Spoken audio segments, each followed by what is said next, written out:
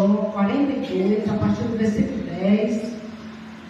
Louva a Deus pela vida das irmãs, né, que me deram essa oportunidade, desse dia, desse culto, na direção do Pai, Filho e Espírito Santo, na vida das mulheres, né? Amém.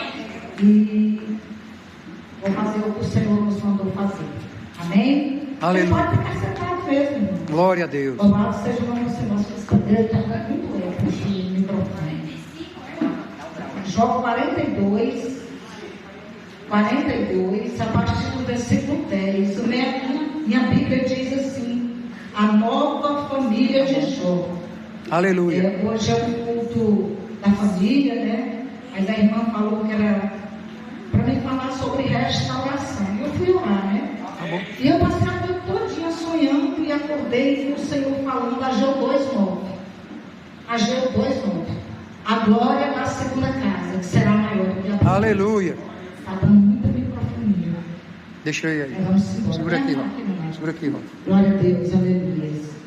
Diz assim: depois que Jó acabou de orar pelos seus 3 amigos, o Senhor fez com que ele ficasse rico de novo e lhe deu em todo tudo o que tinha tido antes. Todos os seus irmãos e irmãs, todos os seus amigos foram visitá-los e tomaram parte num banquete na casa deles. Falaram de como estava triste pelo que lhe havia acontecido e consolaram por todas as desgraças que o Senhor havia feito cair sobre ele.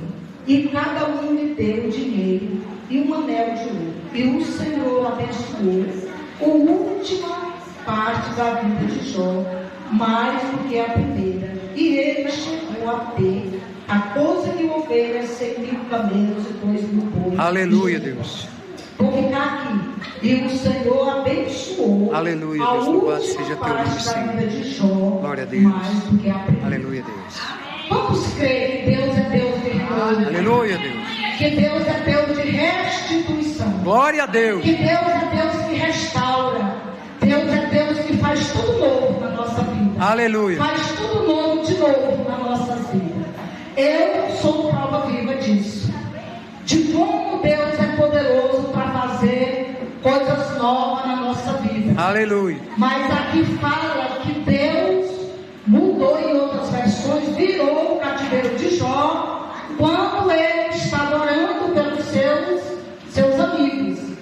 Mas aqui, mais atrás um pouquinho, do versículo 4, fala assim: tu me mandaste escutar o que estava dizendo. Aleluia. E responder as tuas perguntas.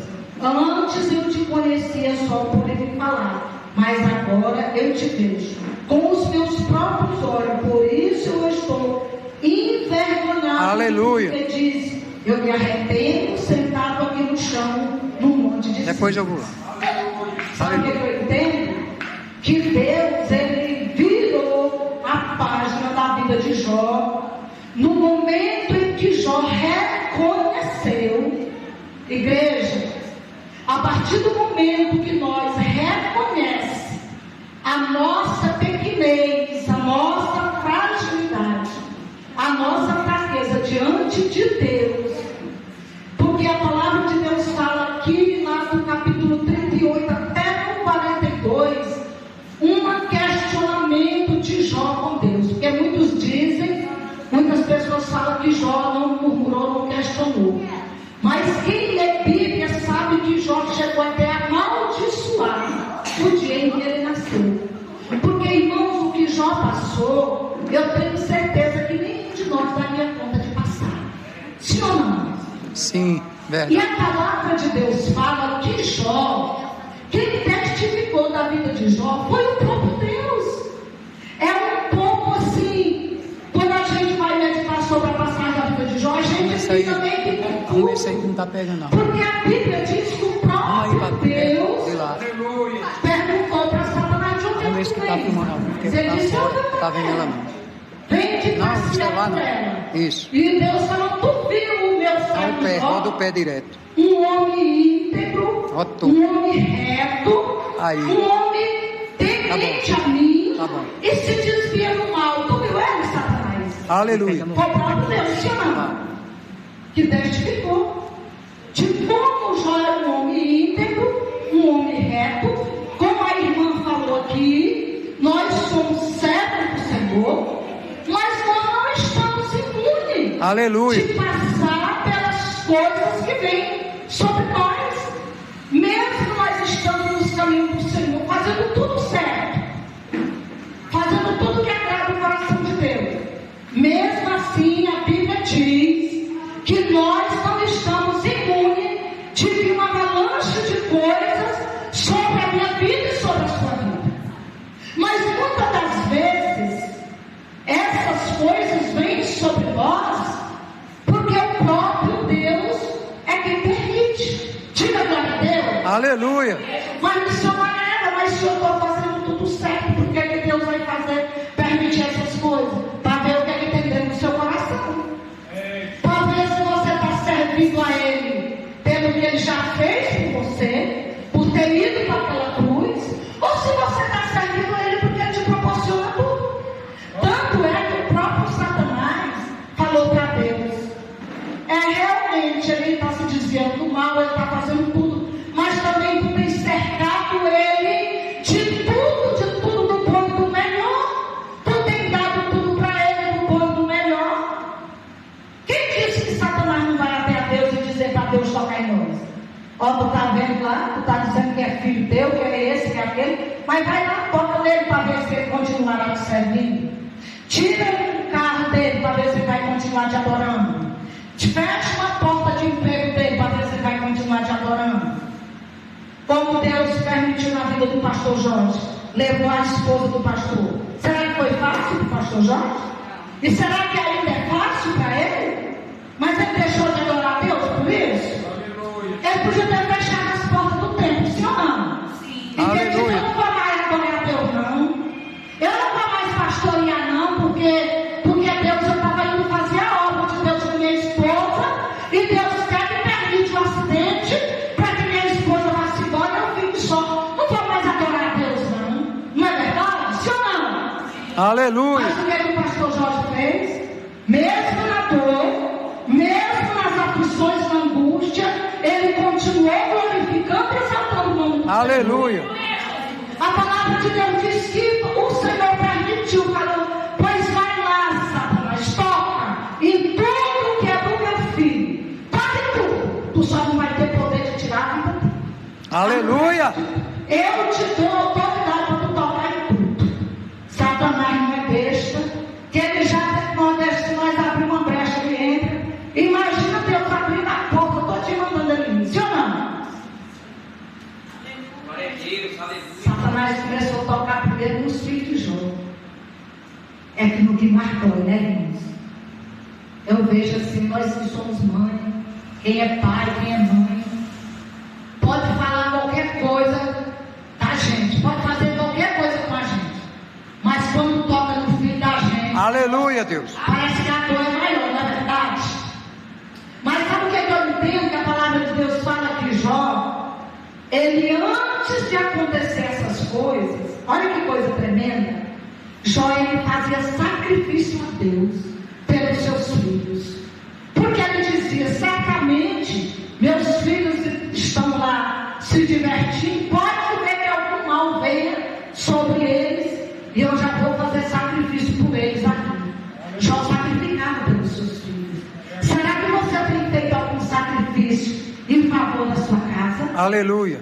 Será que você tem realmente em favor daquele familiar seu, para Deus salvar o seu familiar, para Deus salvar o seu marido, para Deus salvar o seu filho? Será que você tem sacrificado alguma coisa que dói em você? Porque, irmãos, fazer sacrifício que não dói não é sacrifício. Eu estou vendo meu esposo esses dias lá em casa, todo dia na madrugada, indo para o secreto, orar a Deus, porque vem sobre ele uma enfermidade. Ele passou a semana toda que ele não caminhava. Mas sabe o que eu entendo, igreja? Antes de vir esse mal sobre a vida do meu esposo, eu vi várias vezes Deus usando profetas para o meu marido. Meu pastor, eu vi Deus usando meu pastor 3 vezes. Irmão Nonato, Deus manda tu abrir um propósito. Tu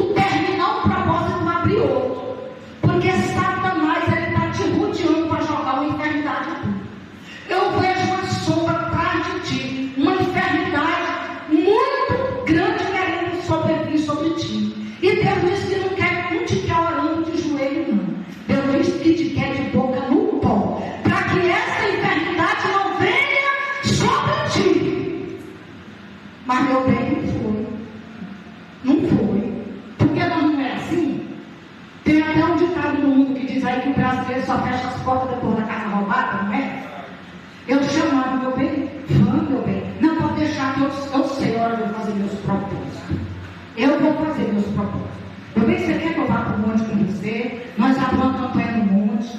Não, eu não quero. Então tá bom, meu amor, eu vou continuar orando pela tua vida. Mas e agora? Agora eu estou dormindo lá na cama e ele está lá no sofá de joelho. Teve uns 3 dias que a única posição que ele aguentava ficar diante de Deus era de joelho. É bom, não é? De joelho é melhor, né? Com a boca no toque, como diz aquele louvor, né? Mas não precisava ter acontecido isso. Eu digo, olha, meu bem, é tão bom a gente ir para o secreto com o papai, a gente ir por saúde, não é? É tão bom nós ir para o joelho, para a madrugada, que não é fácil levantar na madrugada, irmãos. Eu confesso para os irmãos que eu tenho uma grande dificuldade de acordar na madrugada. Tenho, não vou mentir. Eu até faço. Mas pensa num horário que é difícil para mim. Porque eu acordo cedo todo dia para trabalhar. Eu fico o dia daquela 44, que ali é um ambiente muito pesado. Mas ainda assim eu já faço meus propósitos. Eu prefiro acordar 5 horas da manhã, ir para o meu secreto com meu pai e já ficar acordado até a hora de eu ir para o meu trabalho. Para mim é mais fácil. Mas isso já não é tanto sacrifício para mim. E muitas das vezes Deus quer mais algo de nós. E eu disse para ele, meu bem, é tão bom a gente ir para o joelho, falar com o papai, chorar na presença do papai. Com saúde é melhor do que você ir doente. Tá bom. É melhor você ajoelhar, pedir para ele, agradecer a ele e pedir para ele para que o mal não venha sobre você. Aleluia. Do que você orar depois que você já está enfermo, do que você ir orar para Deus tirar o mal. Tá bom. Que ele queria que você fosse orar para o mal não chegar. Mas você, pela sua desobediência, não foi. Aí ele permite o mal. Aí você vai ter que ir chorar, gemer com dor, pedir para ele te livrar do que. Aleluia. Você entende como é que é o ser humano? E nós muitas das vezes somos assim. E a palavra que nós lemos aqui, queridos, que nós acabamos de ler, conta a história de um homem, que a palavra de Deus diz que ele era um homem íntegro, reto e temente a Deus.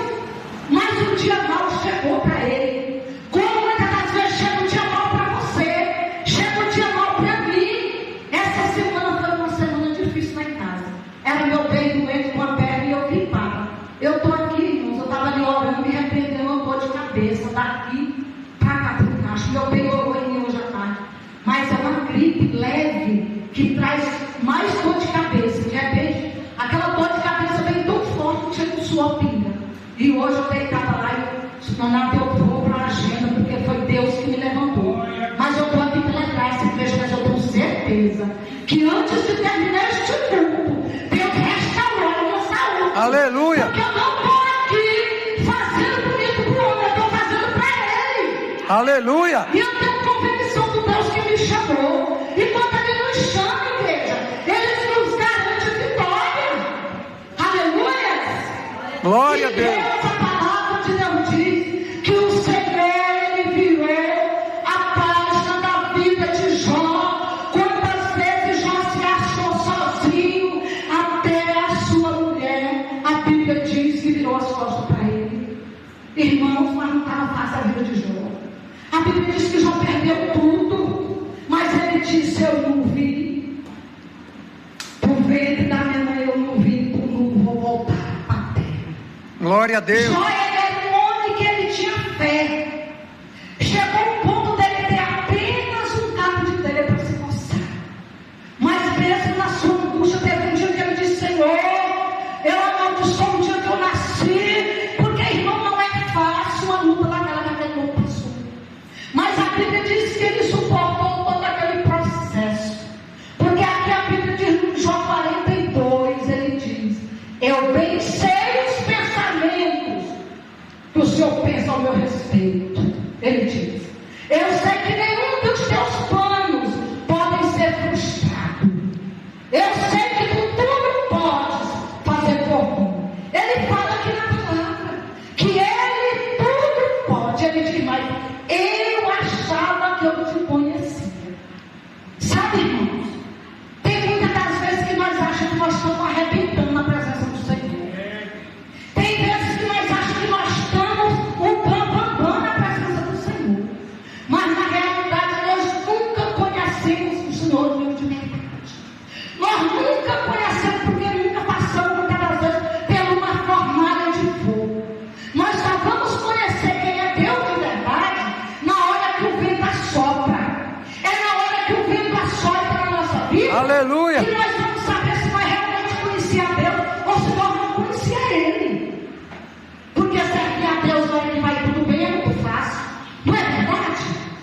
Aleluia, Deus. Serve a Deus quando o casamento está uma maravilha, bom demais. Serve a Deus quando o nosso celeiro está abastecido, é bom demais. Quando as portas se abrem para nós em todas as áreas, quando todo lado que você vai a porta está aberta. Irmãos, é bom demais servir a Deus desse jeito.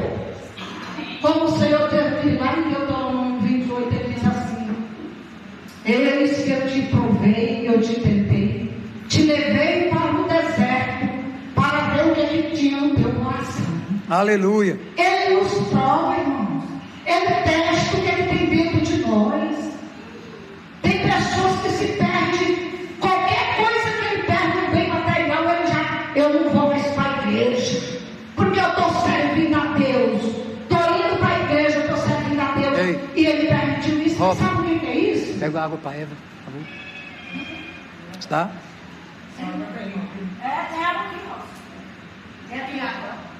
Sabe o que é isso? É pessoas que só estão na presença do Senhor Aleluia. pelas coisas que Deus tem proporcionado para ele. É aquele homem que a palavra de Deus fala lá no livro de Mateus, que construiu aquela casinha na areia. A Bíblia fala de duas casas, de dois homens que construíram duas casas. Um construiu uma casa sobre uma rocha, sobre o alicerce, sobre o concreto. Glória a Deus. A Bíblia diz que aquele homem, ele demorou.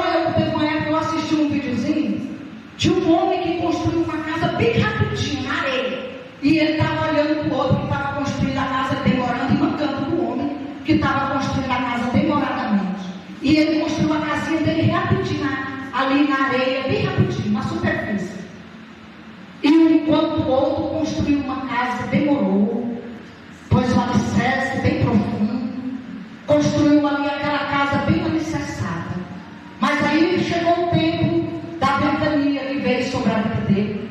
O vento foi tão forte, a Bíblia diz que as águas batiam com tanta açoite nas paredes daquela casa, mas a casa não foi destruída, a casa não caiu, não foi derrubada. Sabe por quê? Porque havia sido construída com alicerce na rocha.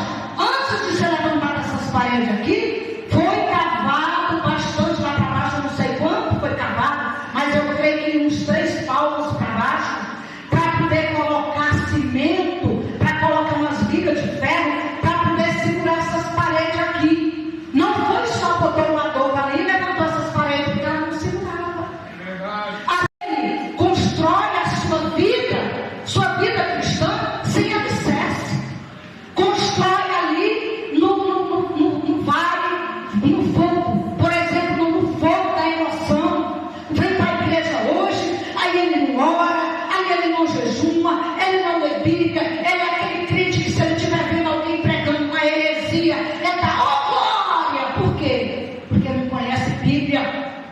Enquanto quem tem alicerce está lá embaixo, se vê alguém pregando uma palavra, é até normal muitas das vezes o pregador trocar o nome do personagem. Se eu não, pastor Jorge, porque às vezes a gente está falando ali, esquece e troca às vezes o nome de um personagem, mas às vezes a pessoa está lá na Bíblia pregando uma heresia que não tem nada a ver. Você que tem uma vida construída e alicerçada na palavra, você está lá dizendo, não, essa palavra não é isso.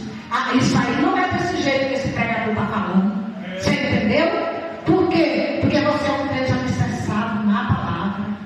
Você não é aquela casinha construída na areia, na superfície. Você, no dia que vem uma luta para você, como a palavra de Deus diz lá em Efésios 6:10, esteja revestido de toda a armadura de Deus, para que possais suportar o dia mau, ao abandonar, para que Glória a possais Deus. suportar os dias da adversidade. Esteja revestido no Senhor, na força do seu poder. Aleluia. Pegar o capacete da salvação, a preparação do evangelho da paz, está lá as instruções. Por quê? Porque o dia mau ele vai chegar. Não adianta você achar que não vai chegar o dia mau, principalmente para quem tem uma grande chamada. Aleluia. Que a palavra de Deus diz que a quem mais é dado, mais é cobrado. nós que prega, você que louva, fique ciente de que Deus, Ele não vai deixar você adorar Ele de qualquer maneira. Vai chegar uma hora que Ele vai pedir mais de você. Vai chegar uma hora que Ele vai exigir que você se posicione. Porque cantar qualquer um pode cantar, mas Ele não quer que tu cante, Ele quer que tu adore. Ele quer que tu pegue no microfone para louvar, e as vidas que estão aí na nave da igreja sejam tocadas pelo louvor que você está louvando aqui. E se você não tiver em consagração, se você não tiver jejum, se você vier para cantar na carne, sabe o que é que você vai atrair? Atrair a ira de Deus sobre a sua vida. A ira de Deus sobre a sua vida. Assim sou eu, para eu estar aqui, hoje aqui no altar. Não pense que foi fácil a minha caminhada até aqui. Eu passei pela na faculdade, e a faculdade que eu passei foi uma faculdade dolorida. Tinha um dia que não tinha ninguém para me dizer assim: por favor, ore por mim. Tinha um dia que eu ia chorar, eu não tinha ninguém para me dizer: me dá o teu ombro para me chorar. E um dia eu perguntei: Senhor, por quê? O que foi que eu fiz? Que o Senhor tirou todo mundo de perto de mim. Mas aquele negócio, achando que aquilo ali ia tocar. Não, Jesus não quer saber do meu dodói assim, não. Jesus não está nem aí para esses crentezinhos mimimi que anda chorando com o menino quando quer uma chupeta, não. Jesus não chamou crentes medrosos. Ele chamou um povo corajoso, forte. Ser forte, como ele disse para Josué. Ser forte e corajoso, Josué. Te levanta, te coloca de pé e pega esse fogo e atravessa esse Jordão, Josué. Glória a Deus. Josué estava chorando nas suas lágrimas lá, porque Moisés morreu. 30 dias já tinham se passado, que era o período do luto, e Jesus chamou Josué. Glória a Deus. Pega esse povo e marcha e atravessa esse Jordão. Porque assim como eu fui com Moisés, assim também eu estarei contigo. A promessa ainda está de pé, Josué. Aleluia. Glória a Deus. Ainda está de pé, crente. As promessas ainda estão de pé. Aleluia. Deus ainda tem algo para fazer na minha vida e na tua vida. Lembra como Jesus fez com a vida de Neemias? Quando Neemias foi construir os muros de Jerusalém, eu estava meditando hoje nessa palavra. Neemias estava lá triste, porque não tinha notícia do seu povo. Chegou o seu irmão e ele perguntou: como é que vai nosso povo? Está lá o nosso povo, está numa destruição total. Os que não morreram estão lá sendo escravos daquele povo. E Neemias se entristeceu. E Neemias foi para o joelho, para o sagrado, e disse que jejuou 3 dias e chorou diante de Deus, para poder chegar até a presença do rei, o qual ele servia naquela época, o rei Xerxes. Chegou na presença do rei com semblante abatido. Neemias, o que está te acontecendo? Tudo está doendo. O que é que tu tem? Ah, rei, meu povo, eu soube notícia do meu povo, que meu povo está lá perecendo. A nossa terra está destruída. A terra onde meus pais, meus antepassados foram enterrados, está toda destruída, destruíram os muros. O que é que tu precisa, Neemias? Qual o tempo que tu precisa? Deus, ele só quer que nós se levante. Deus não conta com crente frouxo, não. Com crente mimimi, que anda chorando as pitangas e se fazendo de coitado, não. Deus quer que nós se posicione, que nós se levante, porque Ele tem uma nova história para a minha vida e para a tua vida. Aleluia. Ele tem renovo para a minha vida e para a tua vida. Ele tem a glória da segunda casa de ajudadores para a minha vida e para a tua vida. Lá depois vai lá. Ele diz: a glória dessa segunda casa será maior do que a primeira. Eu não sei Glória a Deus. Chegou aqui, mas eu vou como profeta para te dizer nessa noite: a glória da segunda casa da minha vida e da tua vida será maior do que a primeira, crente. Aleluia. Eu não sei qual é a área que tu está precisando de um restauro. Glória a Deus. Restaurado. Eu não sei se é na tua vida financeira, se é na tua vida sentimental, se é na tua vida profissional. Eu não sei se é na tua vida sentimental. Eu não sei qual é a área da tua vida.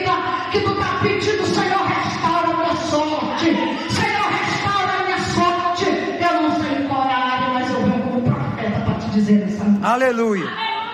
Que o Deus que restaurou a minha sorte, que mudou a minha vida, que mudou a minha história, que pegou do lixo alguém que para os olhos do homem não valia nada.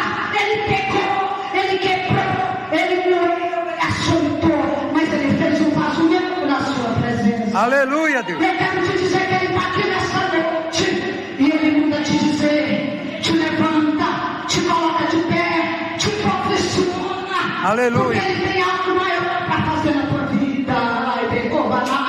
Glória a Deus. Posiciona, crente. Não é tempo de nós ficar cocheando em Deus pensamento. Não é tempo de nós viver achando que do jeito que está bom, não está bom, não. Glória a Deus. A Bíblia diz: não vos conformeis, não vos conformeis com este século, mas transformai-vos. Está lá em Romanos 12. Não vos conformeis, meus irmãos. Não se conforme com isso, não. Com essa forma que você está servindo o Senhor, com essa aguinha só lá nos tornozelos, não. Te revolta contra essa situação. Não contra Deus, mas contra essa situação que você está vivendo. Que você está aí até hoje e a sua vida não mudou nada desde o dia que você veio para a igreja. Sempre aquela mesma coisa. Alguma coisa tem que acontecer na minha vida e na tua vida. Tem crente que passa a vida inteira na igreja e nunca ganhou um familiar de Jesus. Nenhum. Porque quando Deus começa a apertar, as lutas chegam, a pessoa já quer abandonar Jesus, já quer ficar crente. A palavra de Deus diz que Neemias ele foi com ordem do rei, com carta do rei, e ainda levou um monte de gente com ele de ajudante para ajudar ele. Por quê? Porque ele foi o primeiro antes de chegar à presença do rei. Ele desceu na madrugada, ele reconheceu para Deus. Se você for lá, ele disse: Senhor, eu reconheço que eu e meu povo fomos rebeldes. Ele não era rebelde, mas ele já se incluiu logo no pacote. Senhor, eu reconheço que eu e meu povo, nós somos rebeldes contra ti, nós pecamos contra o Senhor, mas faça com que o rei me libere para me até lá reconstruir os muros da minha cidade, os muros de Jerusalém.